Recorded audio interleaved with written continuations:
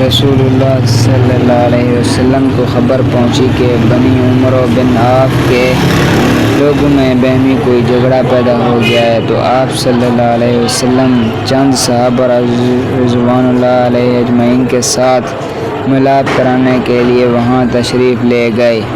رسول اللہ صلی اللہ علیہ وسلم ابھی مشغول ہی تھے کہ نماز کا وقت ہو گیا، اس لیے بلال رضی اللہ عنہ نے ابو بکر رضی اللہ عنہ سے کہا کہ رسول اللہ صلی اللہ علیہ وسلم ابھی تک تشریف نہیں لائے، ادھر نماز کا وقت ہو گیا ہے، کیا آپ لوگوں کی امانت کریں گے؟ انہوں نے کہا کہ ہاں، اگر تم چاہو۔ چنانچہ بلال رضی اللہ عنہ نے تکبیر کہی اور ابو بکر رضی اللہ عنہ نے آگے بڑھ کر تکبیر تحریمہ کہی۔ اتنے میں رسول اللہ صلی اللہ علیہ وسلم بھی صفوں سے گزرتے ہوئے پہلی صف میں آ کر کھڑے ہو گئے۔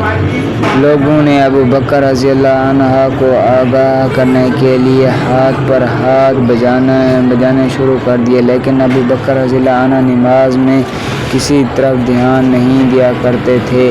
جب تک لوگوں نے بہت تالیاں بجائیں تو آپ متجم ہوئے اور کیا دیکھتے ہیں کہ رسول اللہ صلی اللہ علیہ وسلم کھڑے ہیں۔ نبی کریم صلی اللہ علیہ وسلم نے اشارے سے انہیں نماز پڑھاتے رہنے کے لیے کہا۔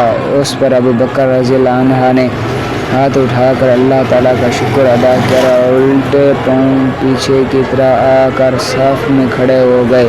پھر رسول اللہ صلی اللہ علیہ وسلم نے آگے بڑھ کر نماز پڑھائی۔ نماز کے بعد آپ صلی اللہ علیہ وسلم نے فرمایا، لوگ نماز میں ایک شر پیش آیا تو تم گائے پر ہاتھ مارنے لگے۔ یہ دستک دنیا تو صرف عورتوں کے لیے ہے۔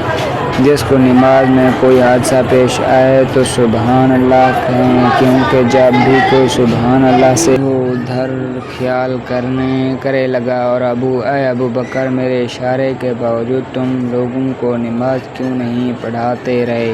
ابو بکر رضی اللہ عنہ نے عرض کیا کہ بھلا ابو قحافہ کے بیٹے کی کیا مجال تھی کہ رسول اللہ صلی اللہ علیہ وسلم کے آگے نماز